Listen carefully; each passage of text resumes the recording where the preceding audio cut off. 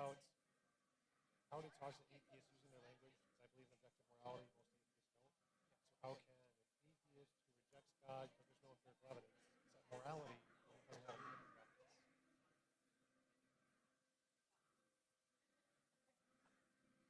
And you're going to Australia.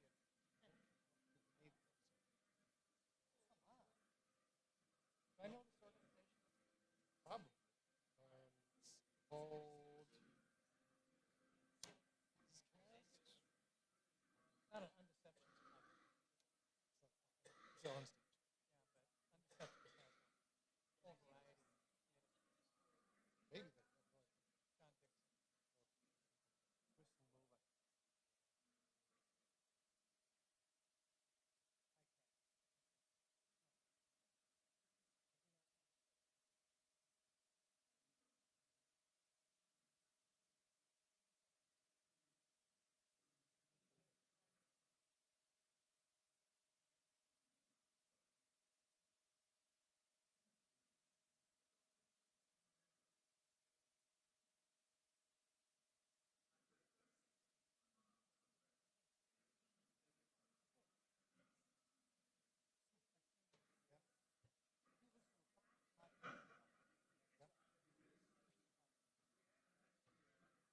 I know a couple.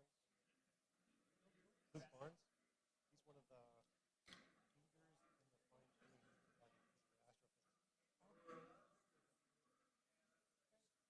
Well, congratulations. You can put that on your resume. That could lead to other things. Hope so. Should have done about 6. Three in Texas, one in Wisconsin.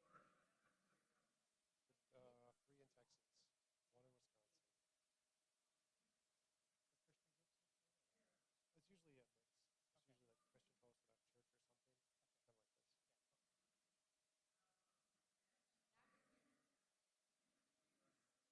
this. Yeah, that'd be nice.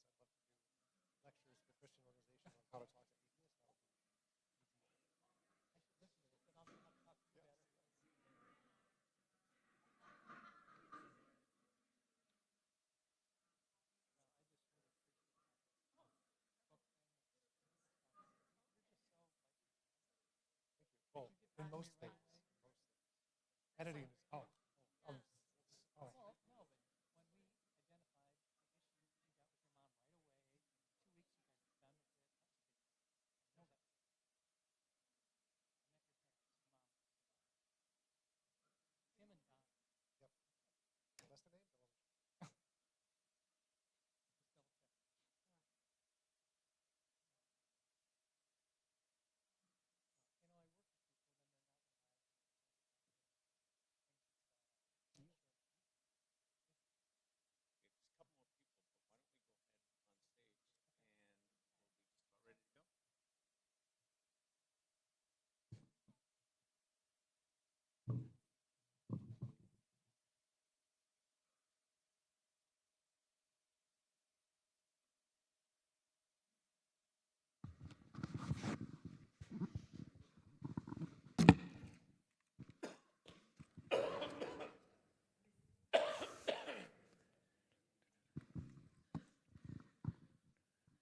we'll be just about ready to go. Hello, hello, hello. Thank you all for coming out on this evening. Very grateful to have some people to process all of this, not only this night, but the days to come. I hope that what we participate in will get all of our hearts and minds thinking as we head into this week. Come on in, everybody. A couple things. One, a shameless plug. There's a book table as you leave today, and so if you're curious about some of the stuff that Rick has written, he has a book table, and I'll let them talk about it at some point, but our two guests tonight are actually writing a book together, and so they can maybe give a shameless plug to their book. So I know Rick from years of ministry. We've been friends for a long time. And I talked to Rick and said, you know, it'd be really fun. Years ago, Faith Covenant Church had a debate between a Christian and an atheist here on this stage, and I've heard resonance of that over the years, that it was very positive. I thought, well, why don't we do that again? Rick happened to know Tom, and this was actually quickly set up. One of the kind of fun things is that Tom was very eager to join the conversation. I'm not going to talk anymore because there's much to cover. What I've asked each of them to do is, well, I'll give you the format. I've asked each of them to introduce the other, because they know each other better than I know each of them in their context of their what they're doing. Rick is going to present present first. Tom will present second. Rick will then respond, and then Tom will then respond, and then we'll do Q&A. We're going to go till 8 o'clock. We're going to get to 8 o'clock, and you're going to go, oh my goodness, there's still so much more to talk about. And that's okay, because then we can do it again sometime, right? All right. Rick, introduce your friend Tom. I don't need this to do that. I met Tom Jump about 10 years ago when I got an email from a guy who said, I'm an atheist. I'm interested in engaging Christians and what they think and going back and forth a bit. Could we get together? So we did. We got together in a restaurant here in the South Metro, and I made a new friend.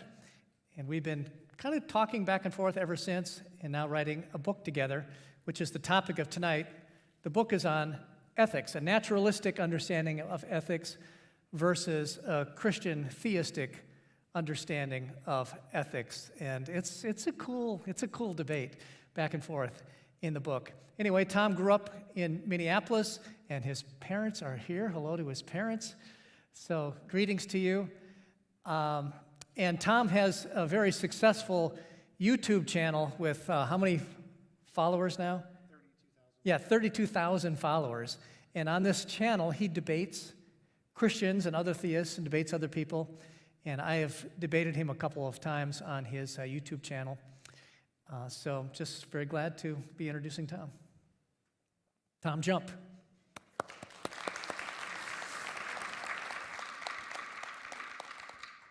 So it's my job to introduce Rick to you guys, and I was not prepared for this, so I had to write this, and I don't have it memorized, so I apologize. I'm going to read it from my phone. Rick Mattson has been serving with InterVarsity Christian Fellowship since 1981, dedicating his career to equipping students and leaders on college campuses across the country. With a master's degree in philosophy of religion from Bethel Seminary in St. Paul, Minnesota, Rick has become a passionate speaker and trainer in apologetics, helping others engage thoughtfully with their faith in both academic and everyday contexts.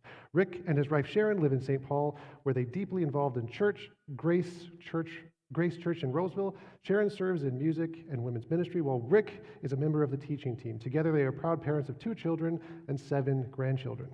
On a personal note, I was diagnosed with major depression and social anxiety, and Rick was one of the first people I reached out to on my journey to overcome anxiety and depression. And through his grace and kindness, I was able to begin to feel more comfortable spending time with and speaking with other people.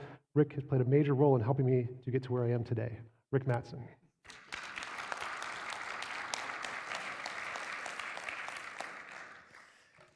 Just want to thank Brad Kindle for setting this up for Faith Covenant Church, where I've spoken a few times. It's good to be back with you folks, and just thank Tom, too, for this evening. My goal is to be a truth seeker, not just a defender of some ideology. So maybe following someone like Antony Flew, who in the 20th century was a famous atheist philosopher, and he always had his goal and his rule to follow the evidence and follow the arguments wherever they went. And Flew, late in his life, actually converted over to believing in God. And that's not my point. My point is that it seems like we all need to be truth seekers. So having someone on the other side, someone who actually provides another perspective in a thoughtful way and can critique my side, helps me to be a truth seeker and not just an ideologue. In other words, an ideologue is someone who just defends an ideology no matter what. Don't confuse me with the facts. I believe what I believe. I don't want to live my life that way. That's why I'm in this relationship. Well, not the relationship, because there's other parts of the relationship that are good, but that's one of the benefits of this relationship, is to try and be a truth seeker. So as we talk tonight about theistic ethics, theistic meaning God-centered ethics, and in my case, biblical Christian theology, theism, I think it's important to define what we mean by God. What I mean by God when I talk about God is that God is Trinitarian. In other words, this is the ancient formula that there is just one being, one substance, one ousia, as the Greeks said, but comes to us in three persons. That's really important, that his nature is that he's all-powerful and all-knowing. His character is that he's loving and holy and just. His actions are that he is the creator of all reality, that he made reality, he made the universe out of nothing, out of the thoughts of his head, not some prior existing material, and that he visited the world in the person of Christ. So I think that's a really important foundation right there. And then secondly, I want to say that Christian ethics, the Bible isn't just a rule book, it's not just a morality book, it's a story. And so Christian ethics come to us along the storyline of the Bible, and I want to just summarize a bit of that here in my presentation.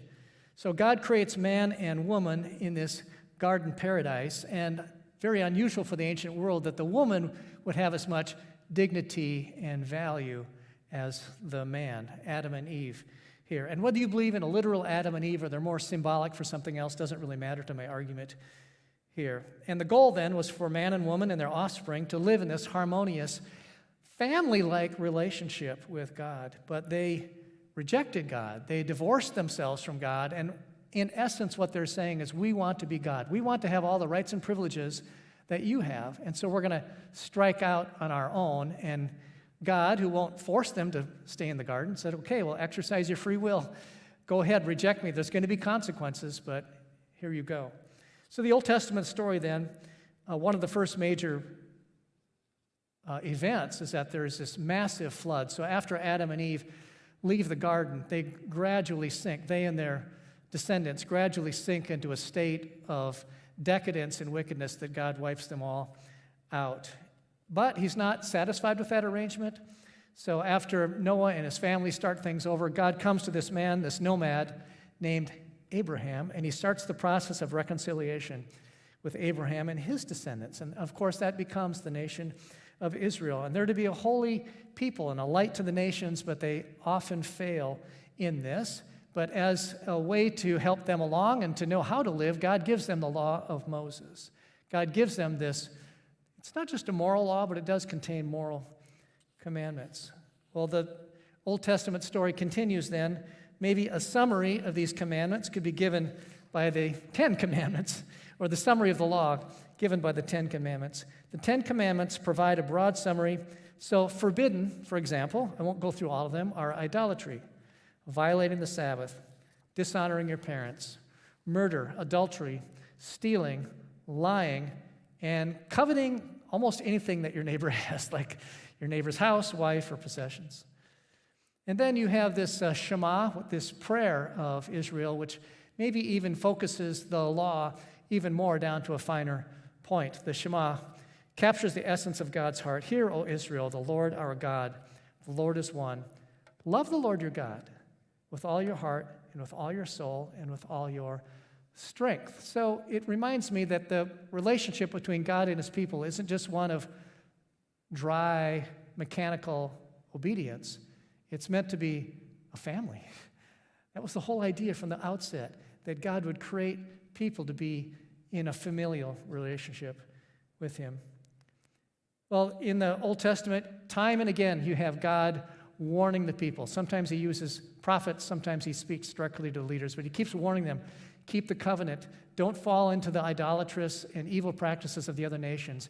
Be faithful, be faithful. And if you don't, there are going to be consequences. And so you have lots of warnings. The whole Old Testament is full of warnings. And then the people seem to obey at first, but eventually they fall away, and then judgment comes. God is patient and long-suffering, and then finally he carries out his judgments. And you see these against the other nations like Canaan and Egypt and Assyria and Babylon, but also his own people. carries out his judgments against his own people. And then this law of Moses and all the ethics of God, there's hints in the Old Testament that it points forward to some greater fulfillment yet to come. And we'll see that in the New Testament. So if you want to skip ahead, Mike, to slide number 7. In the New Testament, then, Israel trickles back to it's been exiled, it trickles back into its land in the 6th and 5th centuries, and then you have 400 years of silence. 400 years for the people to get ready for the process to begin again, and it seems like they don't do a very good job of that. Well, Christ then comes. He comes to teach, perform miracles. He comes to die, comes to rise from the dead. And his teaching fulfills and, in a sense, supersedes the law of Moses. So insofar as the law of Moses is for the people, it's for that time, yet a greater reality is envisioned and is hinted at in the law of Moses, and that comes in the person of Christ and his ethical teachings and how he fulfills it in his own person. So he comes to teach, perform miracles, die, and rise from the dead, and he elevates the cultural value of women and foreigners. You see hints of that in the Old Testament, and it comes to a stronger statement of that in the New Testament. He commissions his followers then. You all proliferate the teachings that I've given you. I want you to share them with the world. And then he goes back to the Shema. Remember that fine point of the Shema?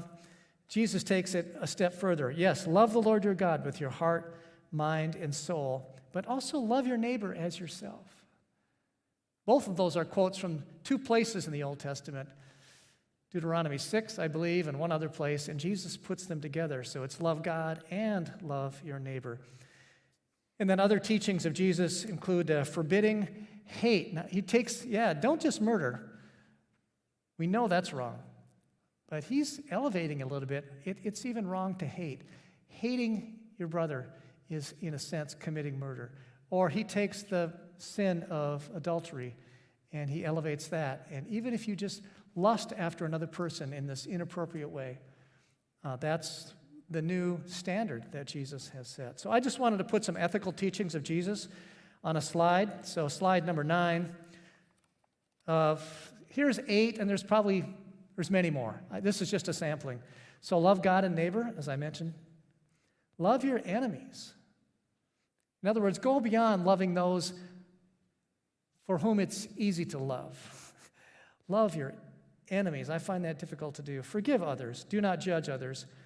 Turn the other cheek. When you're struck on one cheek, turn the other cheek. He gives some status. Blessed are the poor in spirit. It's better to give than to receive. Seek first the kingdom of God. There's many others. Just wanted to give you a sample of the ethical teachings of Jesus. Well, what is Christian theism's relationship to naturalism? Slide 10. God the Creator, who came in the person of Christ, is really the ultimate standard of morality. There is no other standard by which God can be measured. So Tom and I have been going back and forth on this, and he disagrees with me on this, but I thought it'd be helpful to at least say, not just what is Christian teaching in isolation, but kind of how does it relate to the other side here. And then a personal God provides morality to personal beings. So I really like to use the word personal in my dialogue with Tom. Second way that relationship to naturalism, nature by itself may reflect the goodness and orderliness of God. So Tom is going to argue that nature itself gives us an ethical basis. That might be true if God has placed his ethics in nature, in the goodness and the order of nature. But nature itself doesn't give specific guidance for moral behavior. Nature doesn't tell me whether or not to cheat or lie. Moral feelings of guilt or anger, maybe at some injustice that I might be seeing, if those really are true and if they point to a morality beyond ourselves, I believe those moral feelings are given to us by God. He gave us a conscience. And when we pay attention to that conscience and we see injustice in the world, something rises up in us and we want it to change. So maybe some questions that I have of Tom, and in different ways I've asked these of him in our debate and the book we're writing.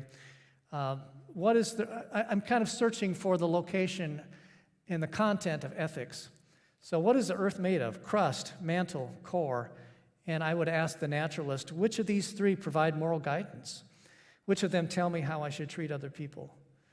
Or to go further in nature, which animals give moral guidance? Is it sharks? Is it lions?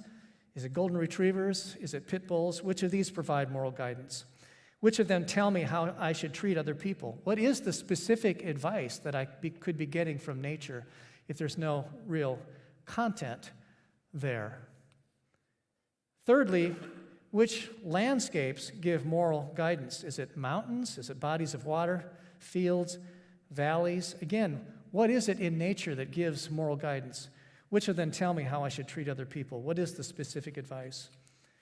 Which parts of atoms give moral guidance? Is it the protons, the neutrons, the electrons? Which of these provide moral guidance? Which of them tell me how I should treat other people? So those are some of the questions Tom and I have been kicking back and forth, hopefully in a respectful way. And let me just close out here by saying some of my questions. Where is the law of morality located? Is it located in rocks or sharks or subatomic particles? And how did this law of nature that Tom is going to argue for, how did it come to be? What is its origin? Is it just inherent in nature? It seems to imply, if it is, that nature has some order and purpose. But if nature does not have order and purpose, how can random, purposeless nature provide moral guidance? I don't want to go over my time period here too much, Tom. So let me just close out here by saying, how can nature communicate with us? I know Tom believes that, as I mentioned, morality resides in nature, and maybe we can test for it in some way.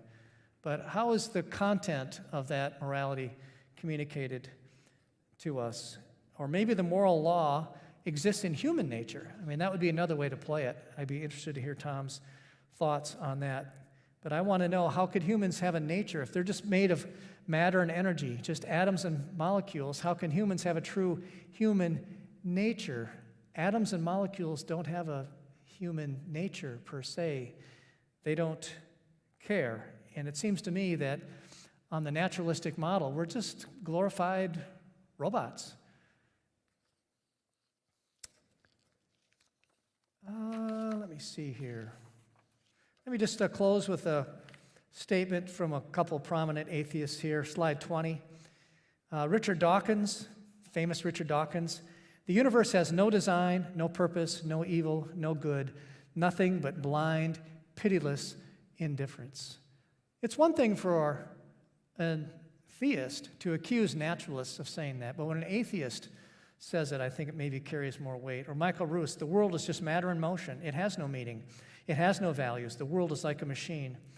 Or Thomas Nagel, the famous atheist philosopher, if evolutionary biology is a physical theory, then it cannot account for the appearances of consciousness. And Nagel goes on to say, how could nature start to think? How could inanimate matter start to think? How could consciousness arise from there? And I know Tom would like to address that. So biblical ethics are embedded in the biblical story. It's not just a morality book. And I guess one of my big questions for Tom is exactly what part of nature, where is Tom's morality located? So if I went a little over time, my friend, I apologize. I was trying to get through it. So.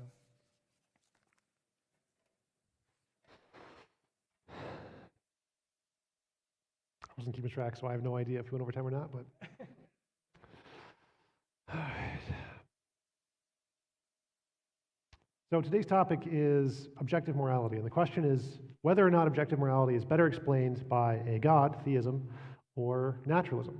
And to do that, we have to answer a few questions first.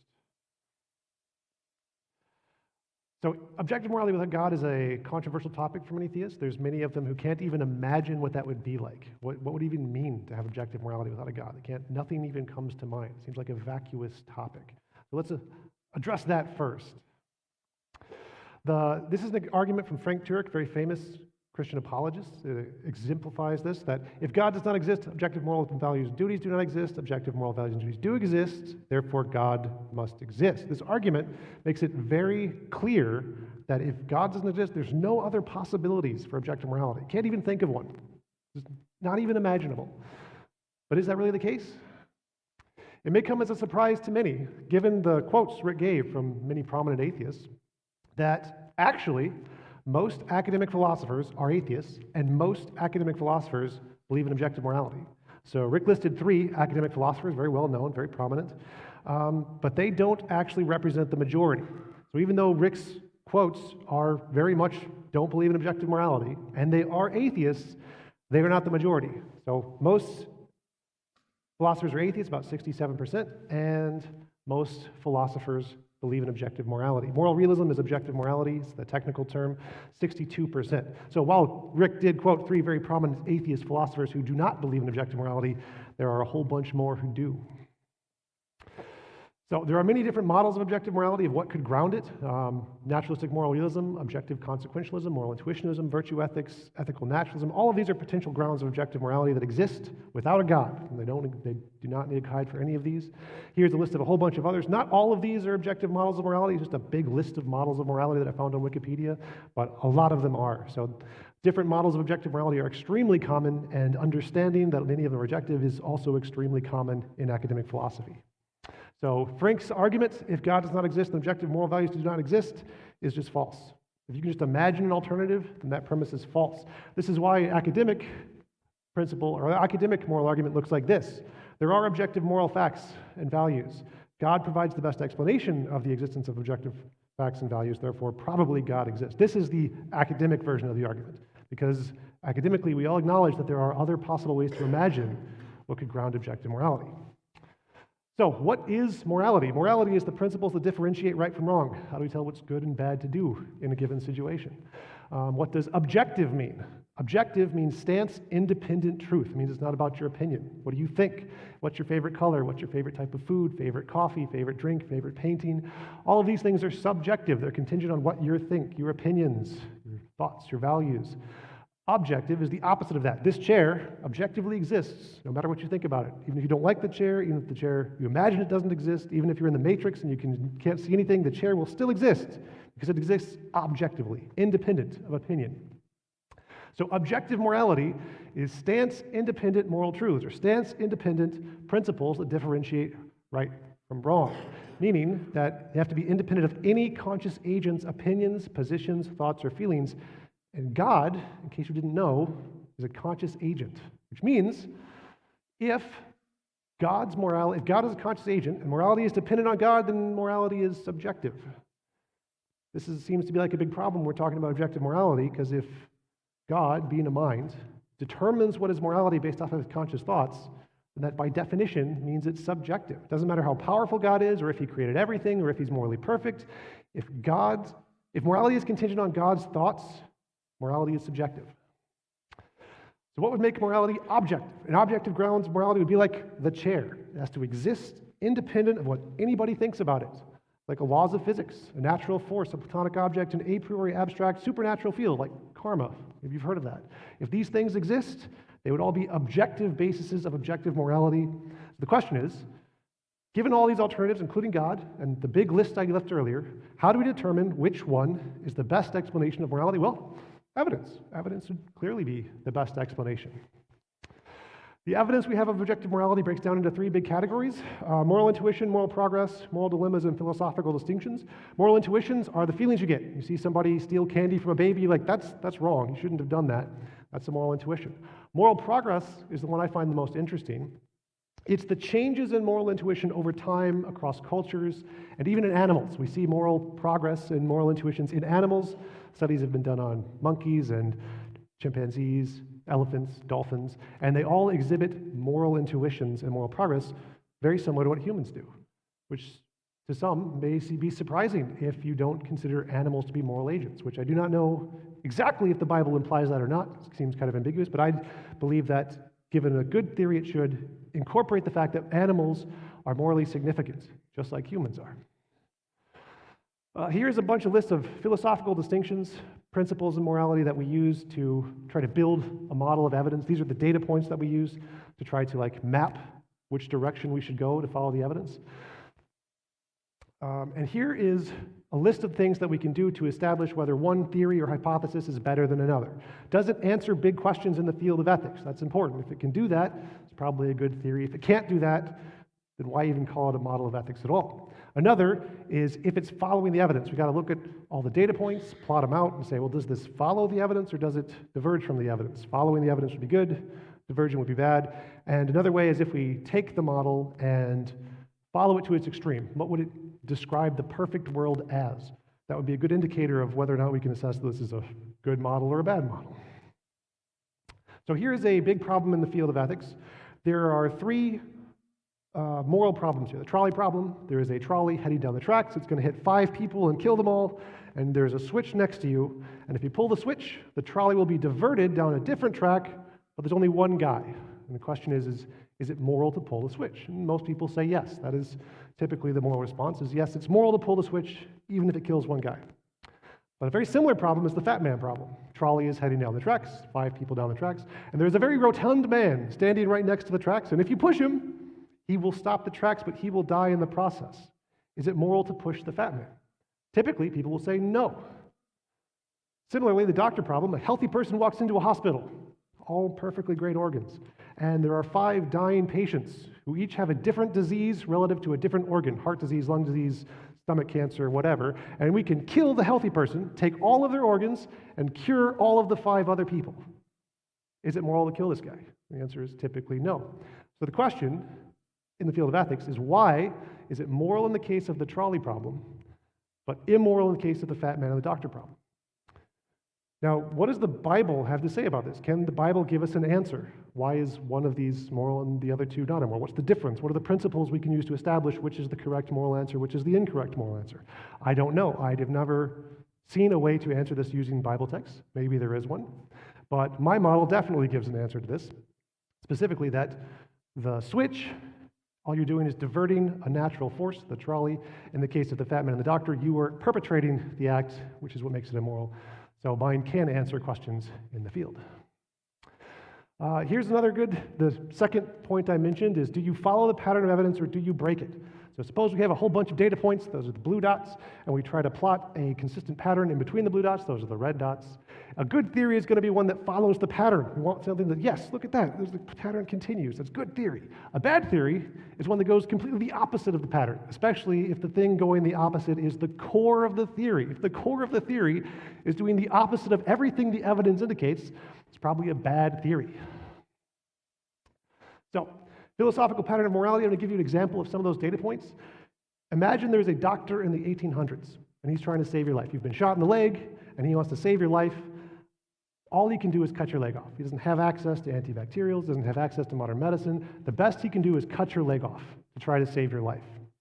Now, however, if you imagine a modern doctor trying to save your life, if he cut your leg off in the same way an 1800s doctor would, you would sue him for malpractice because he has access to antibacterials, to ways to save your life without causing excess harm. So what is the pattern here? The pattern is that a modern doctor has more power. She has access to a way to fix your leg without removing it.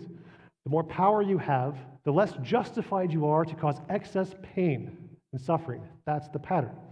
So if we plot that out on a graph, there's many, many more examples of this. It's not just these two, but I just picked these two as an example.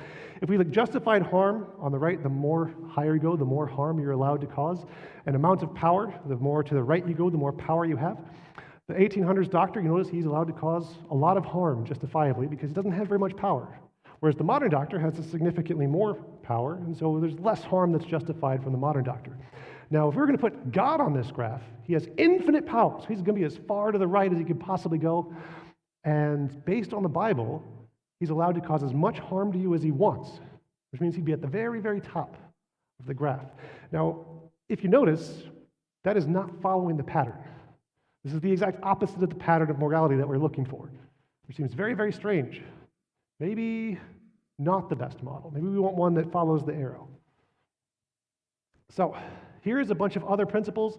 If you take these principles, each one of them is a different graph with a different set of patterns that we can all follow and try to infer what the model of morality is. And in each case, it seems like God inverts the pattern, or switches the pattern, or is the opposite of the pattern. He doesn't follow the pattern. And so it seems very strange to conclude that God is the grounds of objective morality when it goes against all of the patterns of evidence we have of morality. In fact, I don't even think it's possible to start with the evidence of morality of any part, of any of the principles, any of the moral intuitions, and lead to a God. I've never seen it done. So a good model of morality is one that would continue the pattern, follow the evidence. A bad model is one which completely goes the opposite of the pattern, and God seems to go the opposite of the pattern, as far as I can tell. Next slide. Starting with your conclusion. So the reason I think this is, from my perspective, it seems like people who are religious start with their conclusion. They have a belief, it's very powerful, very emotional for them, and so they say, I believe God exists, and because I believe God exists and I believe the Bible, and the Bible says God is the basis of morality, therefore God is the basis of morality.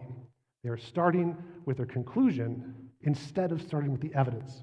This is a big problem in science. We have very good rules to say, don't do this. Don't start with your conclusion. You want to start with the evidence, follow the evidence wherever it leads. Don't start with your conclusion.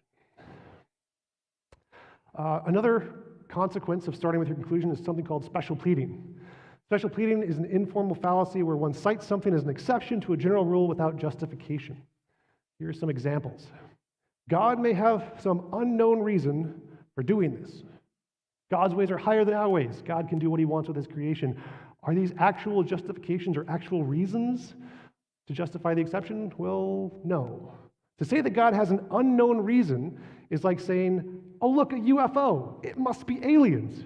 Well, if it's unidentified, you can't then identify it as aliens. That's a contradiction. Same thing applies to an unknown reason. There's an unknown reason why God did something. That isn't a reason you know about. That's an admission you don't have a reason. The same thing applies to God's ways are higher than our ways. If there's some way that God is that is higher than us, that we don't understand and we don't comprehend, again, that's an admission we don't know of a reason. We just assume there's one. God can do what he wants. God can do what he wants with his creation. This one is, again, something that seems like it breaks all of the patterns of morality as far as I can tell. The global flood is a big one for me. In the global flood, there were lots of people of all ages, and God drowned them all. That seems horribly immoral. I don't understand how something that could do something so atrocious could be the grounds of objective morality. How could a perfect moral being kill lots of people? Especially since he has the power to solve a problem without killing them. In each of these cases, God could have done something different than murdering all of them. He could have just teleported them away to their own planet where they could do whatever they want on their own, individually, without harming anybody else, without killing anybody. Here is a list of a couple other ones which are just as atrocious. And here's an example of one where God's commanding us to do something which seems very bad. Anyone who beats their male or female slave with a rod must be punished if the slave dies as a result. But they are not to be punished if the slave recovers after a day or two, since the slave is their property. This seems bad. This seems like it can't be a basis of objective morality. Whatever wrote this, definitely not the basis of objective morality. The way my model would have wrote it would be something like, owning a person of property is immoral, beating them is more immoral, thou shalt not own another human being's property. Now, which of these sentences seems like the better continuation of what we think of as moral? The third thing I mentioned before of what makes a good model is if we're following the pattern of evidence, what would describe the perfect world? So I want to give you a description of what I think a perfect world would look like. A perfect world would be a world where it is impossible to force anyone to do anything they don't consent to doing. Everyone, all conscious agents, including God, start in their own world, which they can design however they want, and it's immoral to create any conscious agent that is intellectually unable to consent. That means children, people with mental handicaps, animals that don't have adult-level intelligence of humans. All conscious agents start with the adult level of intelligence and knowledge, and they all get their own world, and it is impossible to force any of them to do anything they don't consent to doing. This is what I think the perfect world looks like. Let's compare this to a Christian worldview. A Christian worldview, people are born into this world, earth, without their consent. Presumably we didn't consent to be here. And we were placed in a position where we suffer a great deal of physical and emotional harm for many, many years that we did not agree to. This seems bad. And many of these people who are sent here without their consent are sent to hell without their consent. And this is a common argument that I hear from many theists, is that, oh, but they chose hell. God gave them the option. You can believe in me or go to hell. Well, that's not an option. Consider the analogy, like if I told you to give me $5 or I'm going to punch you in the face. If you do not give me $5, does that mean you consent to being punched in the face? No, I don't think so. So the fact that God may have given us a choice, that choice isn't us consenting to the alternative option that we don't want. All right. There's also this heaven. So heaven is the important part. How do we describe what a perfect world looks like when we look at scriptures? Well, it says some things like, no eye has seen, no ear has heard, and no mind has imagined what God has prepared for you, for those who love him. God shall wipe away all the tears from their eyes, and there shall be no more death, neither sorrow nor crying, neither shall there be any more pain, for the former things have passed away. Okay, but what does this actually look like? It says, no bad stuff. Great. I like no bad stuff, but what are the principles that determine what this place looks like? What kind of freedoms do you have? What kind of rights do you have? It doesn't say. It just says it's going to be the best thing ever, better than you can imagine, just trust me. So my conclusion, the God model does not seem to answer any of the big questions in the field of ethics. It seems to invert all of the patterns of morality that we see in the evidence, and God does not give a coherent description of what a morally perfect world looks like as far as I can tell. Mine seems to be able to do all of these things, and so I believe that a naturalistic explanation of morality that follows the evidence rather than starting with the conclusion is a better explanation of what grounds morality. Thank you. Thanks, Tom. You can imagine the process of him and me going back and forth writing this book together. You got to defend your views in a project like that. Let me respond to some of what Tom has said. I can organize my notes. Tom said that most philosophers, professional philosophers in the English-speaking world are atheist. That's probably true. I would agree with that. But the survey that he's referring to asked 7,500 philosophers to respond. Only 1,750 did. Maybe 1 in 5 responded. And then of 1,750 philosophers who responded, in general, only 15 answered the question about whether or not you're a theist or an atheist. So a really small sample size to draw a conclusion from. And then Tom talked about objective morality being stance independent, and he used the example of a chair there. I would agree with that. I'm wondering exactly what stance independent means. Independent of any conscious agent's opinions, positions, thoughts, feelings, and God is a conscious agent. But I'm wondering if God is the same kind of conscious agent that we are. It almost seems like apples and oranges here. We're the bag of apples. God is the orange. And now the orange is going to get thrown in with the bag of apples because supposedly we share this trait in common, consciousness. But I'm wondering if God's all-knowing consciousness is relevant enough here in this idea, relevant enough to be considered one of the apples. If he's the orange, can he be put in with the rest of us apples because of consciousness? But I'm wondering if his consciousness is really the same as ours. I don't think you can lump God in with human beings just because they're all conscious beings. The God of Christian theism is actually the source of moral truth. That's what we believe. It's grounded in God's character. Well, no human being could claim that. None of the apples could claim that. But in this case, the orange can claim that or is making that claim. So something can only be true if it's true in the mind of God. God can't have false knowledge, I would say by definition. God has a complete understanding of all truth. He has an unlimited perspective. No human can say that. So I guess what I'm saying is that God's perspective isn't just one among many perspectives. God's consciousness isn't just one among many consciousness. It seems to be very unique in that it can actually generate actual truth. So is God's morality subjective? Tom said that God's morality then isn't objective. It's subjective. It's stance-dependent.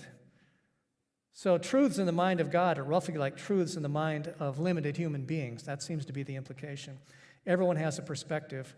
The question is God's perspective the same as human perspective in the relevant way? Maybe in some generalized way it is, but in the relevant way, is it really the same? Well,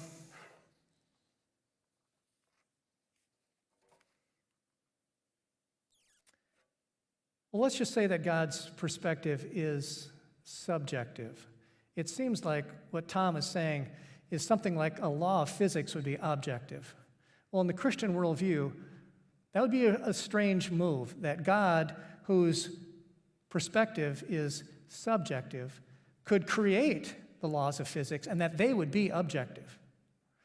And that Tom might derive some meaning out of a law of physics. He might say that there's a law of morality in nature, and a law of physics would be an objective standard for morality. And I'm saying, well, now you've got a subjective God creating an objective law of morality from which we derive our objective moral truths. So that seems very strange to me. It seems more logical to me that that the thoughts in the mind of God really are objective. That's objective reality, and that you can't reduce God just to a perspective like we have.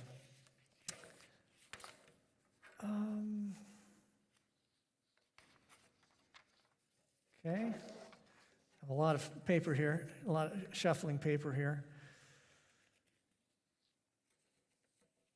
I want to talk about power. Tom said that the more power you have, the less justified you are to cause pain to other people. Okay, well, that seems like a good moral intuition overall to me, but there might be some exceptions. Sometimes causing pain is justified. Let's just say Russia, which is very strong, attacks the Ukraine, which is a weaker military power. And let's just say the United States has more power than either one of them. Would it be appropriate for the party with the most power here to go in and exercise some level of harm against Russia? That might be a way, might be an exception to Tom's rule here, where there's kind of a justice thing happening here. The party with the most power really should exercise its power against an injustice, and that might cause some harm. Same as with bullying. If I see a kid being bullied and I have the most power in the room, if I have the power to restrain the bully, even if the bully is harmed in the process, am I not morally obligated to stop the bully?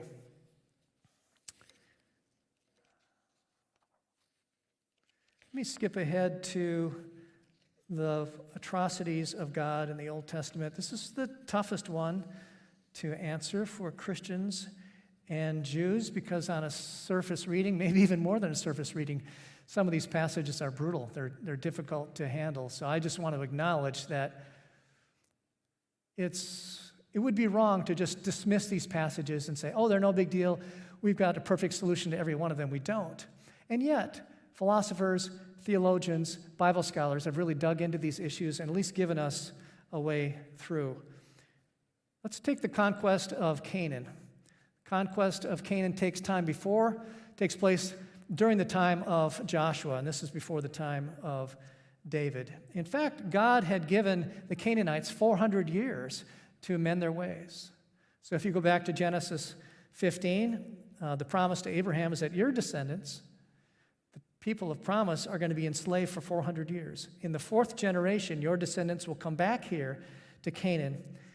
For the sin of the Canaanites has not yet reached its full measure. So you can imagine God out in a field someplace with Abraham, and he goes, okay, there's going to be a delay here. You're going to get the promised land someday, but there's going to be a delay because the sin of the Canaanites hasn't reached its full measure yet, and it's going to take 400 years. So in a sense, what he's doing is he's giving the Canaanites 400 years to come to their senses, to repent. And they don't.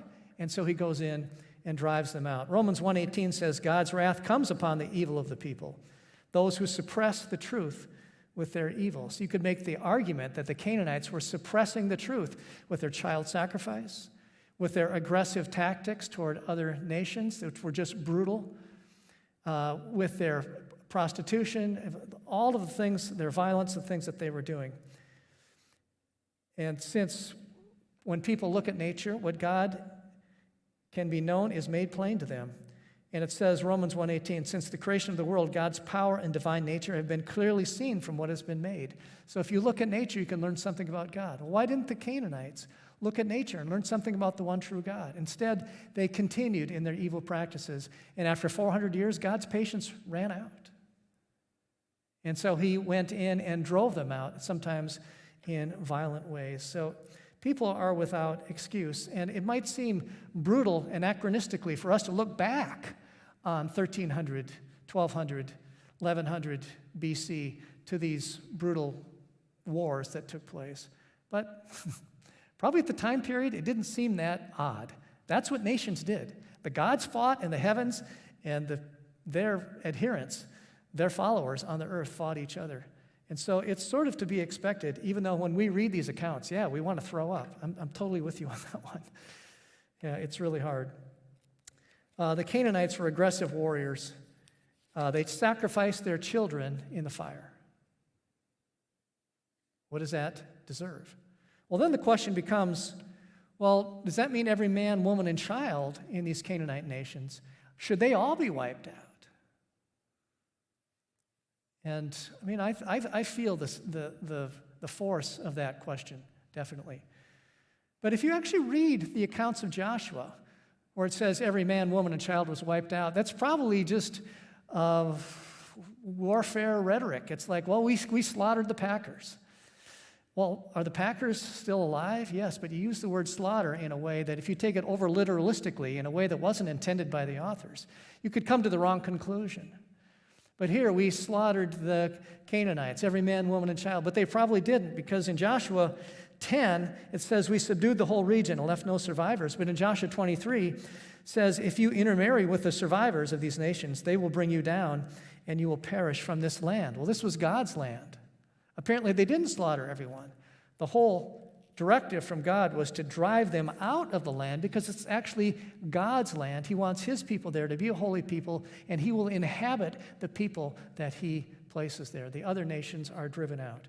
And so it is done so violently. I won't go into the other texts. There's too many, but I just wanted to focus on that one. And I want to maybe step back and say, if you read the text in context and read the long thread of the text, they start to make more sense than kind of these arbitrary judgments, violent judgments given by God. He gives people warning, warning, warning, warning. If you don't shape up, I'm going to act decisively against your sin, and it's not going to be pretty. He says that through the prophets and others. And then they don't obey, and so at some point his patience wears out, and he does act violently and decisively against disobedience. And that's what we see in the scriptures. And of course, the Jews, they write the Old Testament as kind of a critique of themselves. The Jews are saying, yeah, we screwed up, and here's the story of it. Here's the 39 books of the Old Testament that shows pretty much how we screwed up. So God is long-suffering, God is loving, God is patient, but at some point his patience wears out, and that's where some of these passages come into play.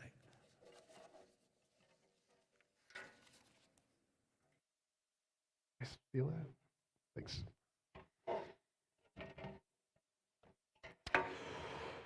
All right, so there were a few questions Rick had for me, specifically, where in nature would morality be grounded? And he said, well, morality is something that is experienced by humans. Rocks don't experience morality. The earth doesn't experience morality.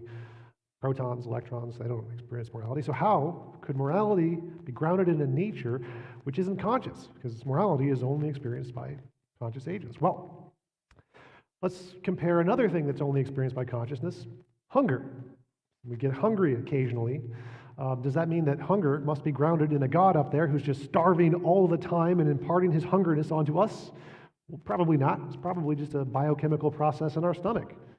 Do the protons and neutrons in our stomach feel hungry? Well, no. Do the electrons? No. Does gravity feel hungry? No.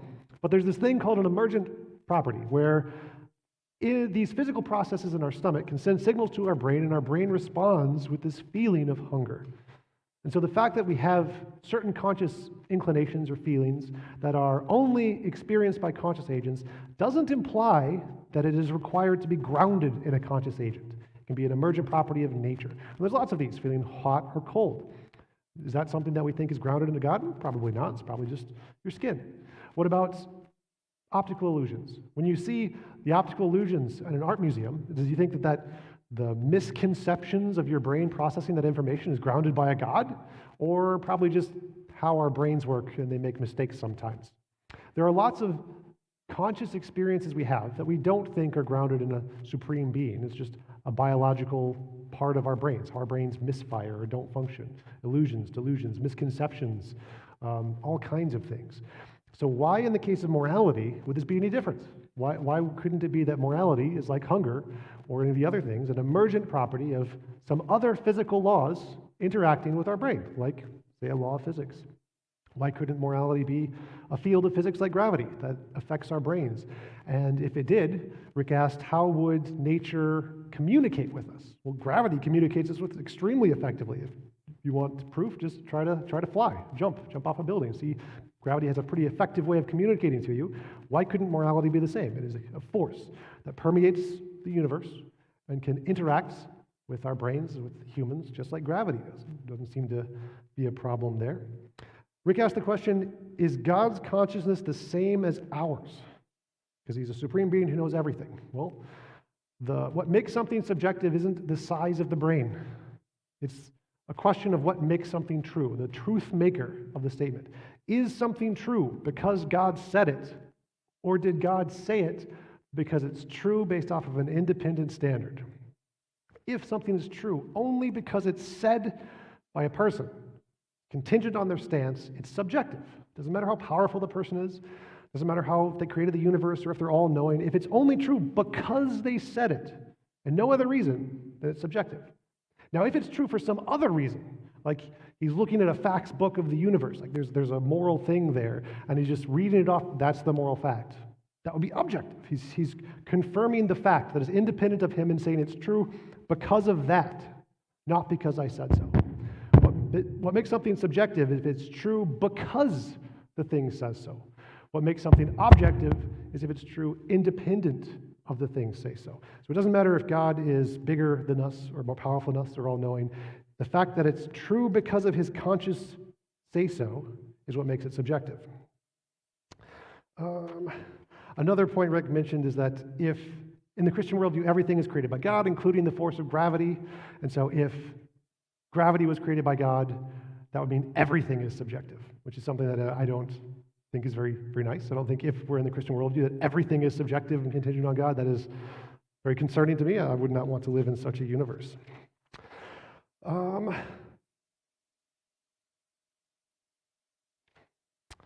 Causing pain, is causing pain justified? Rick listed the example of USA versus Russia.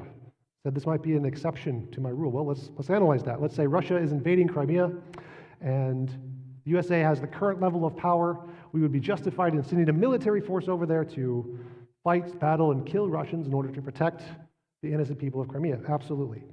But the principle is that the more power you get, the less justified you are to cause harm. So let's imagine the USA was, an all-powerful being.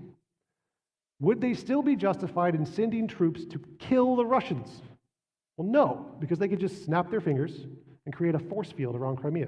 No deaths. Would the USA be justified in drowning Russia? Both the military forces and the innocent people? Definitely not. We could just teleport them to their own world where they'd be safe. We could teleport Crimea to the other side of the planet, make it a part of Montana. Problem solved. When you have infinite power, you can solve the problem without mass murdering the people.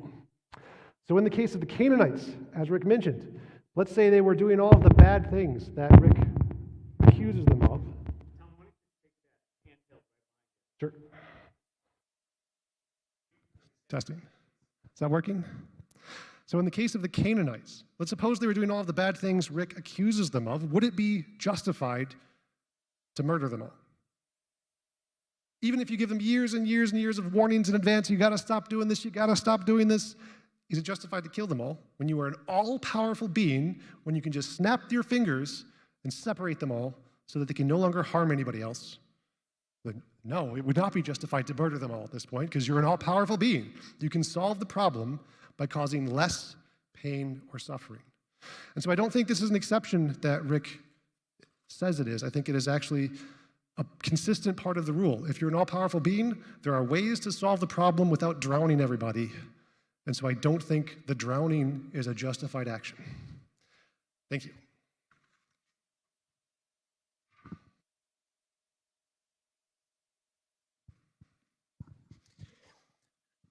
Let's move our chairs up a bit.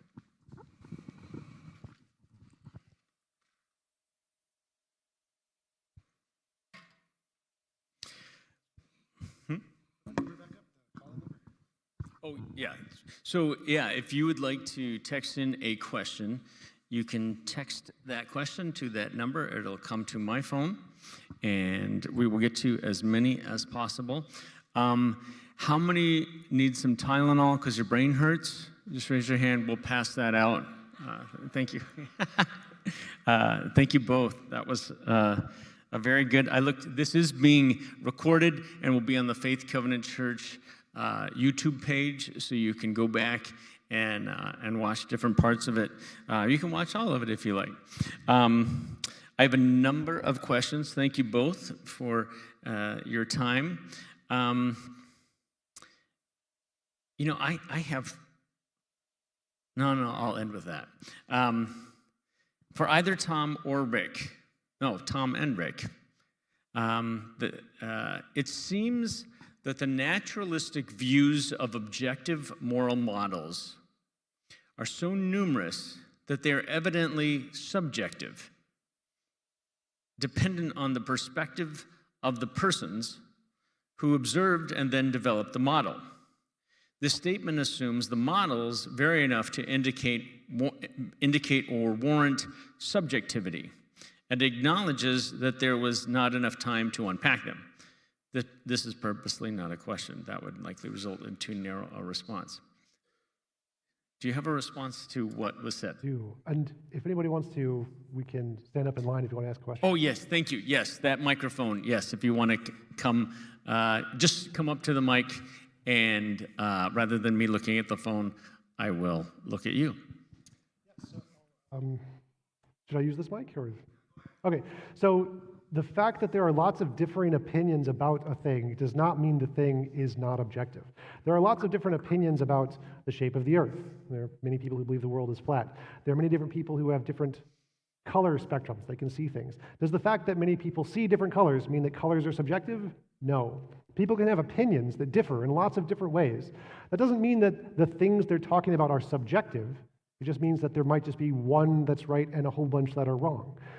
For example, if you want to know what's wrong with the First Baptist Church, ask the Second Baptist Church. So if you want to talk about deviation in ideas, the Christian and religious ideas deviate just as much, if not more, than the atheist ones. And I wouldn't accuse theism of being subjective simply by virtue of the fact that there are so many variations. Okay. Any thought, Rick? I have nothing to add to that. It was well said. Thank you. Okay. Next question. Yeah, we'll get to as many as possible.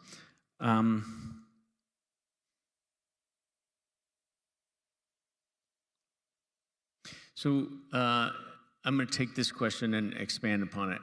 I think we would understand from a Christian worldview why there is anything at all. Tom, from your perspective, why is there anything at all? Well, from my perspective, I think that reality is uncreated, just how Christians think that God is uncreated. So if I was to ask you, why does God exist at all? You would say, well, that's a silly question. God couldn't not exist. He is there. He's not like it's a choice or there's a reason why he's there. He is necessarily there. I feel the same way about nature itself. I think that nature itself is a thing that could not exist. For there to be an absolute nothing, I think, is a contradiction. So there has to be some grounds of reality to facilitate everything that exists. And I think nature is that thing. And so to ask, well, why is nature there would be similar to ask a Christian, well, why is God there? Okay. So here's the question that I have. I'm curious Rick, you can respond from a Christian worldview, and then maybe Tom, you can respond from your worldview. Do humans have free will, Rick, according to the biblical worldview? I think God has, let's just say by analogy, God has $1,000 worth of free will. I think he's given us $100 worth of free will. And if we are locked in a physical universe where there is no God, then it's hard to see how there might be any free will. And I think Tom actually holds to that, although he might have a nuance on that we need to hear. But God, we have free will because God has free will. God is the freest free agent you could ever imagine. I watched football today, so I heard all about free agents. God is the ultimate free agent, but I don't think we have as much free will as God does. We're more limited by our location, our history, our culture, our biases, and so forth, and we end up kind of responding to the situation that we're in. And I don't think we respond in a way that is strictly deterministic, that those things determine, but they influence us. And we're not as aware of them as God is. So you can mess with my $1,000 and $100. Yeah, he probably has 10 times, way more than 10. But I'm just by analogy, God has a lot of it, and he's given us a little bit, but it's a little bit that is significant. And then once you have free will, now you're responsible for your moral choices. You weren't like forced into them by some predetermined causes. You have a police department, you have justice, you have jurisprudence, you have all those things that hold people accountable for their choices.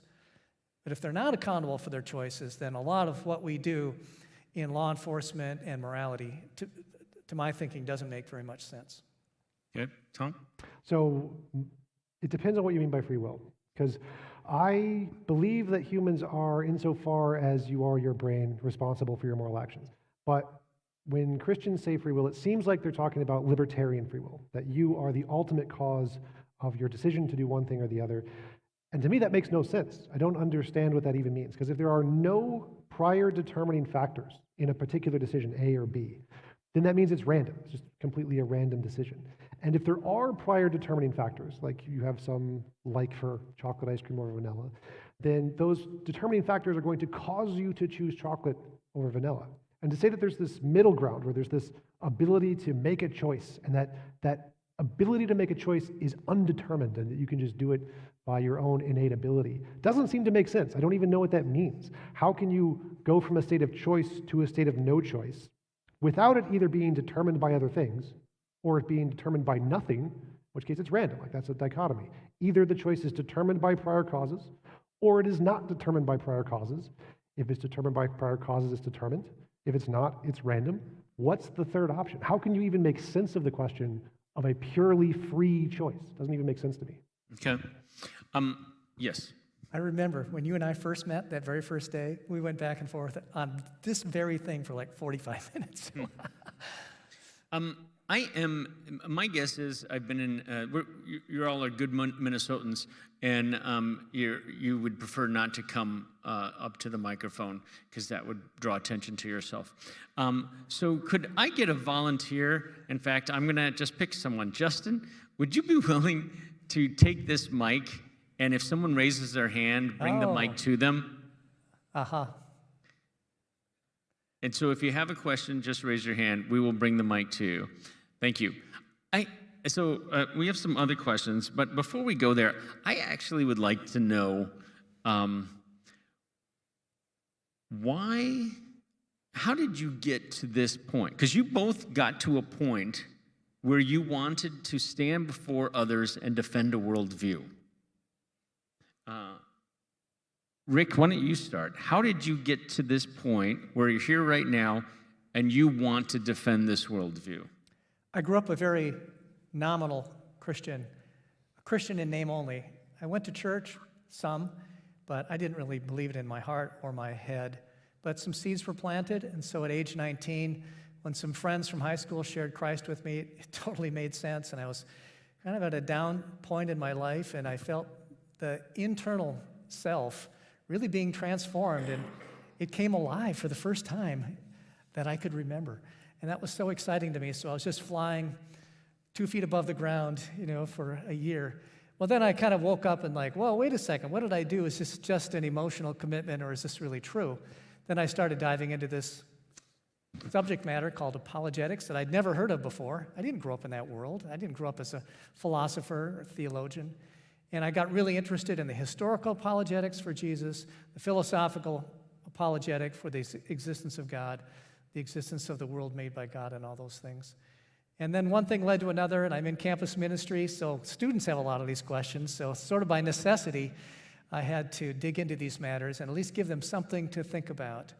And then it advanced even further when I became this traveling apologist for InterVarsity 15 years ago, where I mix evangelism with an apologetic flavor, and we do these sessions called Stump the Chump, and students can come and ask the chump any question they want about Christianity, and my job is to offer a thoughtful reply, and you work out answers, keep hearing the same questions over and over, and I'm still committed to the discipline of apologetics. I don't know that there's any one final, just perfect argument that is going to defeat the other side. Hence, Tom and I are writing a whole book on a topic related to apologetics, that being ethics.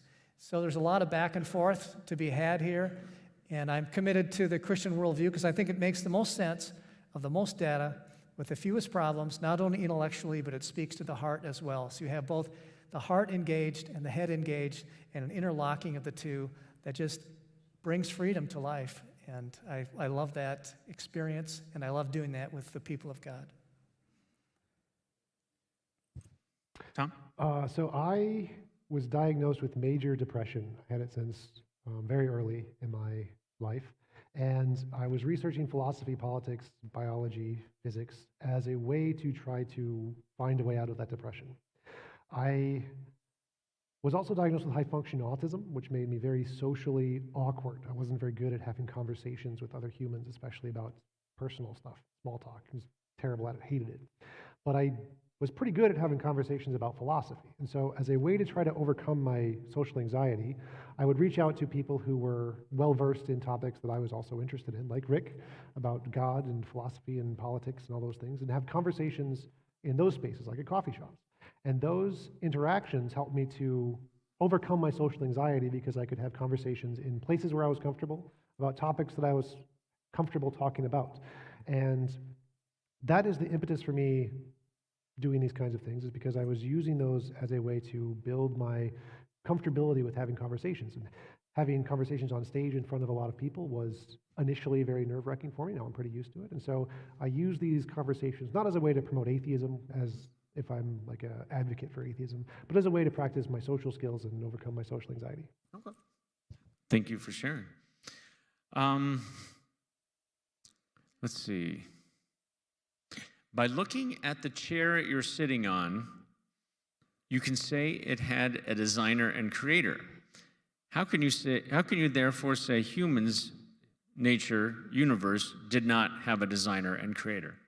Very good question. So the fine-tuning argument, this is a version of the fine-tuning argument, is when we look at things like the patterns of DNA. When we first discovered DNA, extremely complicated code, ATCG, looks like a pattern, looks like a language, and that made sense as an argument to look at this complicated system of letters that integrate in such a way that there's code that can then be read, looks like a language, completely justified to say that's probably a language. But since then, there were two competing hypotheses. This is designed by a god. This is a product of natural processes. One of these made predictions.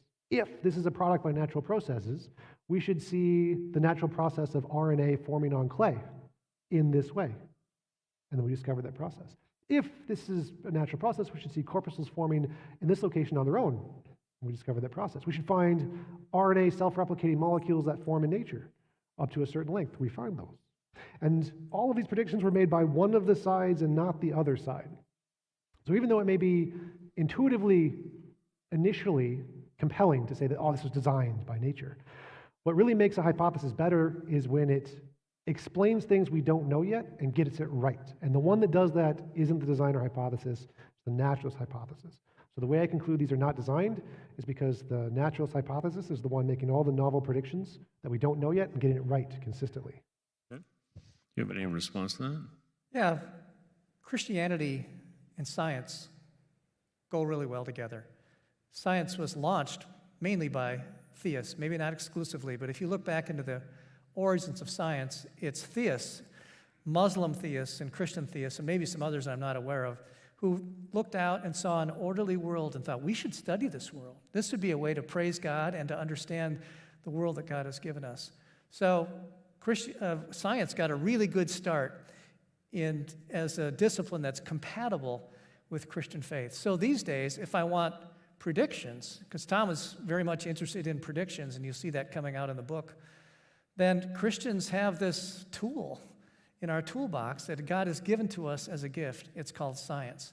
So if the accusation is that the Bible itself doesn't make kind of these naturalistic predictions, it makes other kind of predictions, but not those, yeah, that's true. But science is available to the Christian as a gift from God, and so we can make predictions in pretty much the same way that Tom just laid out.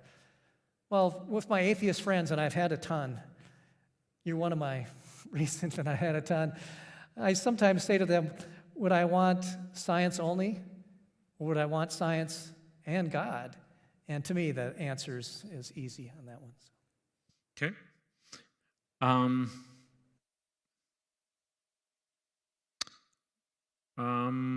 You can both respond to this, but let's start with you, Tom. Pascal's wager: if God exists, believing God results in great gain, while not believing results in infinite loss. If God does not exist, believing in God results in small loss, while not believing results in small gain. Thoughts?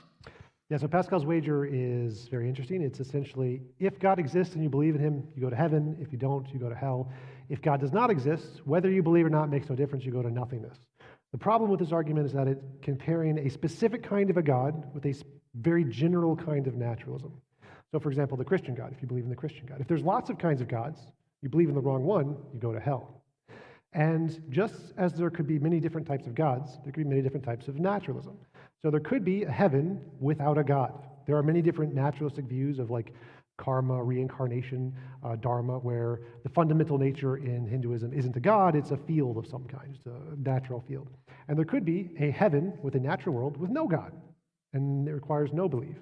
So it could be the case that if there's no God and there's just this heaven, whether you believe or not makes no difference, you go to heaven. And so just the argument is flawed in the fact that it's comparing just the Christian kind of God, or just the kind of God that only accepts believers, to a general kind of naturalism that doesn't particularly say there's a heaven or hell or anything. When really, when you compare both apples to apples, where there's a particular kind of God who only lets people in who believe, to a particular kind of naturalism who only lets people in who believe, you'll get the exact same probabilities. Or if you compare a general kind who lets anybody in, exact same probabilities. So for any variable you pick of what is required to get entrance into heaven, say, pick your nose on a Tuesday. Everybody who picks their nose on a Tuesday gets into heaven. If there's a God who selects for that, the probability of getting into heaven is the exact same as if there is a nature that has a heaven that only people who pick their nose on a Tuesday get in. So the probabilities of Pascal wager are exactly the same when you compare them in the same way. The only reason it looks compelling is because if you compare a specific kind of a God to a very general kind of naturalism, or an assumed naturalism without a heaven, then it looks bad. Thoughts? Yeah, there's been many critiques leveled against Pascal's wager. Some say it's a gamble.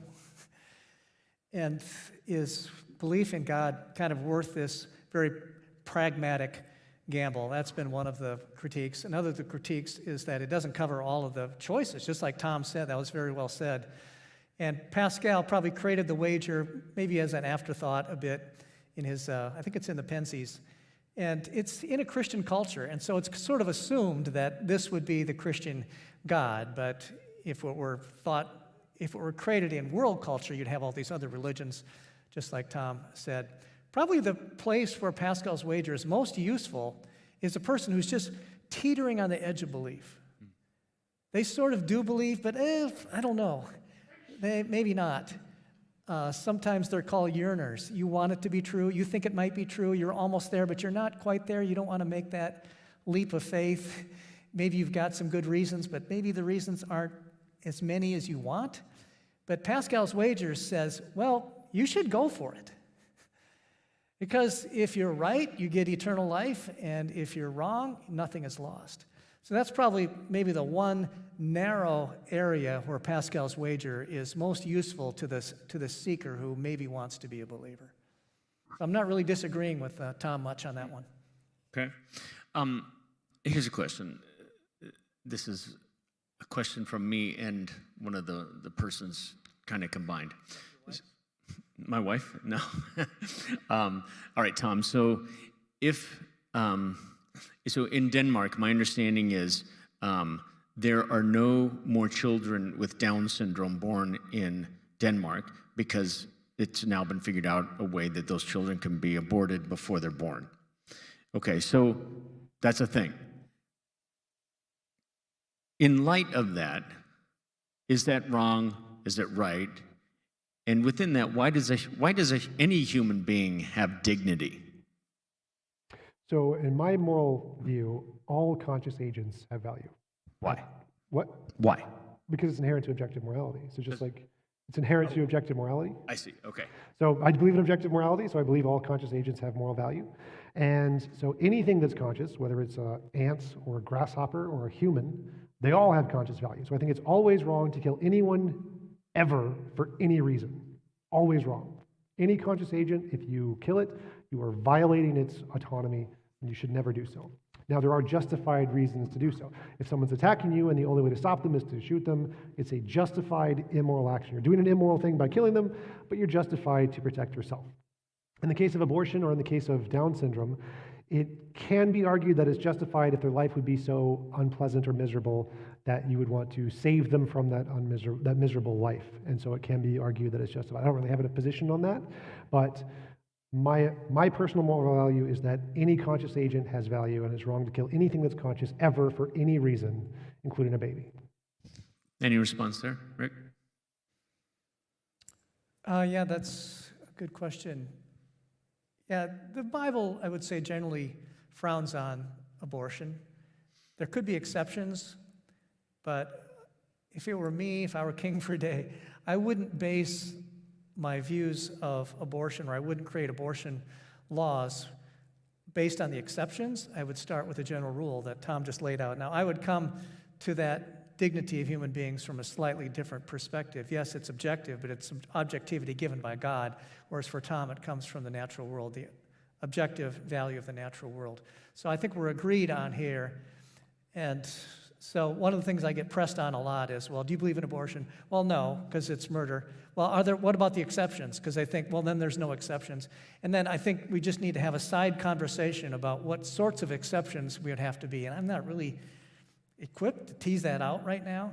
So I think Tom and I would generally look on this the same way, that an unborn baby does have value that's given by God. And so we need to protect that. It's interesting that there's a sense of common ground. Well, I know. There, which is quite fascinating. It is. Yeah. Okay. Yeah, he and I get to the same place on a lot of things from a different highway, you might say. And so that's why the book has been interesting to do together. Tom, one question. People are wondering why, what's your view of what happens to Tom after Tom dies? Well, so I'm a naturalist. I think there is no current evidence we have of an afterlife. So I think the most likely explanation is we just go to the dirt and fertilize the flowers. But I think the probability of us going to heaven is equally as likely under naturalism as it is under theism. So I think that even if there's no God, the probability of getting to heaven is exactly the same in naturalism, because there could be a heaven. We could be in the Matrix. We could just die and wake up and we're in the Matrix. So I personally don't think there's any evidence for a heaven, but I think there is equal likelihood to going to heaven under naturalism as there is theism. Okay. Yes, go ahead. I think if you can make a good case for the historical resurrection of Jesus, then we've got something to say about heaven. If you can't make that case, and I'm pretty sure Tom believes that you can't, but I believe that you can make a very good case for it, then we've got a likelihood of heaven in front of us. Here's a question. Any hands raised? Anyone? Yeah, okay, right there. I texted it to you, but I'll read it. The Bible is one inspired book, and it communicates over 300 specific prophecies about the Messiah, and Jesus fulfills them all. So that's mathematically impossible. How would a naturalistic worldview explain that truth?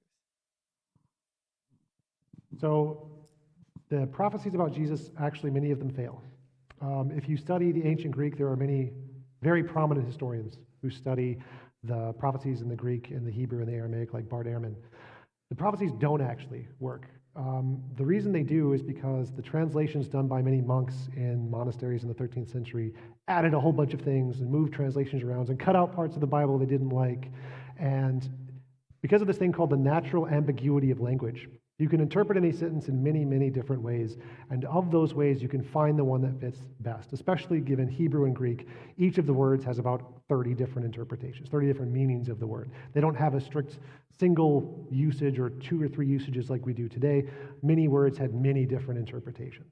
And so because of that, the way the Bible was rewritten in the mid-centuries actually tried to make them fit when they didn't. And we know this because of the oldest manuscripts we have in the Bible do actually differ quite significantly in many very important ways. And I would encourage people to look up the lectures by Bart Ehrman on those specific ways to show that they don't actually are not fulfilled by Jesus. You bring up Bart Ehrman. And what's interesting, so Bart, I know someone who went to seminary with Bart Ehrman, 2 people, same seminary, and that very much disagree. And so I'm curious from both of your perspectives. So just go with me. I'll let you go first, Rick. Rick, what is outside of Tom, who is an atheist who you think makes a pretty good argument? An atheist who makes a pretty good argument. What atheists out there do you think really make good, compelling arguments from your perspective? In general? Yeah. The ones that I listed that I read Thomas Nagel, I read Michael Roos. I mean, those are 2 right there. Robert Price is a Bible scholar who's an atheist. I don't think his arguments are very good. And contrary to what Tom says, I don't think Bart Ehrman gives the data that we have a fair reading. He has a very negative, cynical view of history. And so when history seems to have been distorted, when history seems to give us very negative conclusions about the ancient world, one of the criticisms of Bart Ehrman by people like Michael Licona, for example, and Lydia McGrew, they have accused Bart Ehrman of such a cynical reading of history that if you applied that same cynical reading to the rest of history would fall apart. That's been the accusation against Bart Ehrman. And wouldn't it make more sense then to give history a more charitable reading, to be open to what the possibilities are? Yeah, I'll leave it at that. Okay. Tom, from your perspective, outside of Rick, what Christians out there do you think actually make pretty good arguments? There's actually quite a few of them. So Rob Koons, he's an expert in Thomism, Thomas Aquinas. I debated him several times. He is extremely intelligent. I feel I probably struggled in our first debate and did much better in our second. So he makes very good arguments. Richard Swinburne, absolutely amazing philosopher. He makes very good arguments. Luke Barnes, physicist, expert in the fine-tuning argument. Jeff Zweerink, another physicist, expert in the fine-tuning argument. Hugh Ross, he's up there, but I wouldn't put him as high as the other guys. I very much like William Lane Craig's etiquette. Though he's very intelligent. I don't like his arguments, but I think he's very, very good at making them. There are a number that I've debated who I think are very excellent. Randall Rouser, I learned a great deal from him about fallibilism and his arguments there. Those are the ones I think that come to my mind first. Okay. We're just about out of time. I get the final question. All right, and this is one for each of you, and you're both going to recognize where this question came from. I'll start with Ben. Do you have a question? All right, go ahead. Then I'll ask mine. All right, I wrote this all down on my phone while we're here, so I'm kind of winging this. A little nervous. So this is more of a question for Tom. I consider you a very smart man. You carry yourself well, you speak well. And the model that you use, I just have to say, is not that smart or justifiable. And the reason I say that is the model that uses evidence to say God is not moral also points to an impossible world. You were saying that a perfect world, according to your model, would be a world where children would have to consent to being brought into the world, couldn't do anything without their consent. Like the house they want to grow up in would have to be their own. I'm kind of all over the place right now. I just feel like for a child to be able to make the decision to come into this world, he or she would have to have knowledge of what this world is beforehand, would have to know the pros and cons of choosing life or not choosing life. And I feel like that would be impossible for the child to already know that knowledge. And what that essentially means, if I can find it in my notes here, I'm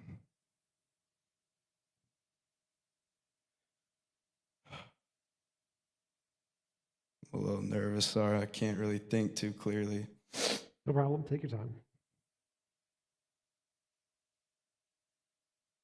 Not really sure. I promise this made a lot of sense in my head about 2 minutes ago. But if a child has to consent to being in this world, he has to be able to know what he's getting himself into. If he chooses to enter this world, he has to already know what this world is going to consist of.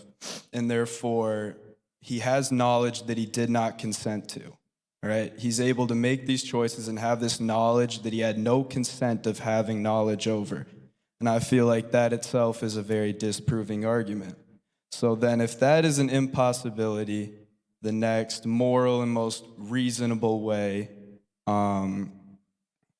would be what I feel like what the Bible points to, where we are brought into we're brought into this world without any knowledge, without our consent, but we are given a book that has a moral code that we can either choose to follow or choose not to. We can either consent to learn this knowledge that essentially gives us life. I guess in the Christian standpoint, that is life. In your standpoint, physical life is the life. We can consent to choosing that life or choosing not. And you used a metaphor that was, you either give me $5 or I punch you in the face. And that is not at all what God says. I feel like that's a poorly written metaphor. The metaphor is either you can choose to love me or you can depart from me, right? You can either choose to learn this knowledge or choose to not learn this. Hey, Ben, could Tom respond? Because we're getting close to our time, right? Yeah, I'm sorry. You're good. And you could, I'm betting right when we're done, you can. Yeah, I might have to meet one-on-one because it's a little nervous up here in front of everybody. All right, Tom, thoughts? Sure. So as I said in my model, there would be no children. It would be immoral to create someone who was not able to consent. So you would have to create someone who had an adult-level intelligence.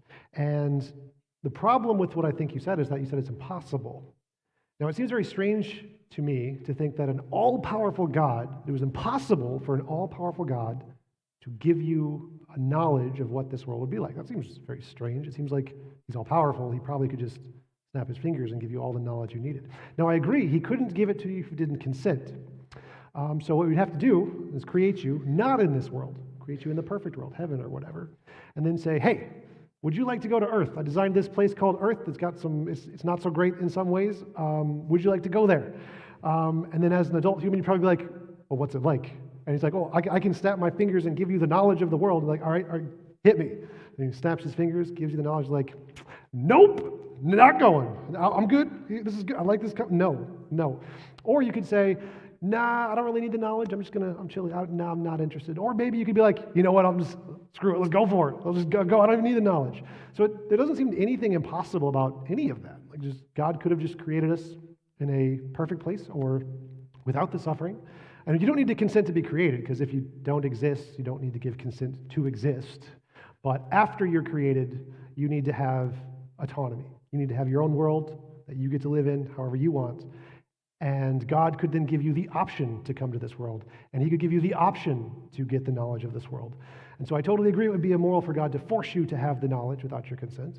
And it would be immoral for God to force you into this world without your consent. But there's nothing impossible about what I've just said as far as I can tell. Okay. All right. Last question. Sorry, Ben, you're going to have to do it when follow up. We're at 8:03. I do get the final question because I have the mic. Rick, if atheism turns out to be true, would you believe it? I would. Next question. Tom, if you found Christianity to be true, would you believe it? Absolutely. But I think the more important question is, would I worship and love God? No. I would be unable to worship and love a God who has done so many atrocious things. But I would absolutely accept it if it was true. Okay. All right. Well, there we go. We're going to end right there. A couple things before you go. Reminder, there's a book table out there. Rick has some books, and hopefully in the future we'll have you back, and we'll have your new book that you both have written and that you can share with everyone. Secondly, as you leave, you're going to see two wonderful people standing at the door with baskets. That is called a love offering. These two gentlemen have gone to great lengths tonight to share their hearts and their minds with you, and we would love to offer them an honorarium for their time. And so if you'd be willing to participate in that, that would be very helpful. Why don't we give both of these gentlemen a big round of applause.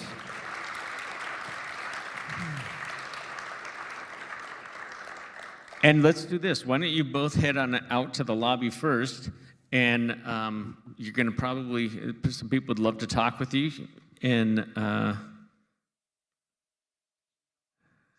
you could do, we'll come get them from you.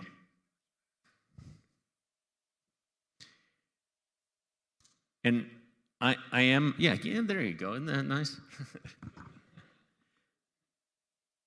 One of my favorite parts of this is that Tom and Rick are friends. I just think that's really good. And so thank you both for being so kind. And thank you all for being very generous in the way you brought respect to both of them. I'm very grateful for that as pastor of Faith Covenant Church. I am a pastor. This is a church. And so I'm going to close in prayer. Let's pray. Holy God, we are grateful for Tom and Rick, and we're grateful, God, that you've given us minds, and there is truth. And we pray, Holy God, that you would, that your Holy Spirit would draw us to understand truth. And you said, Lord, that if we seek you with all your heart, we will find you. And so we pray that each of us would seek after truth with all of our hearts. Amen. Have a great evening, everybody, and thank you.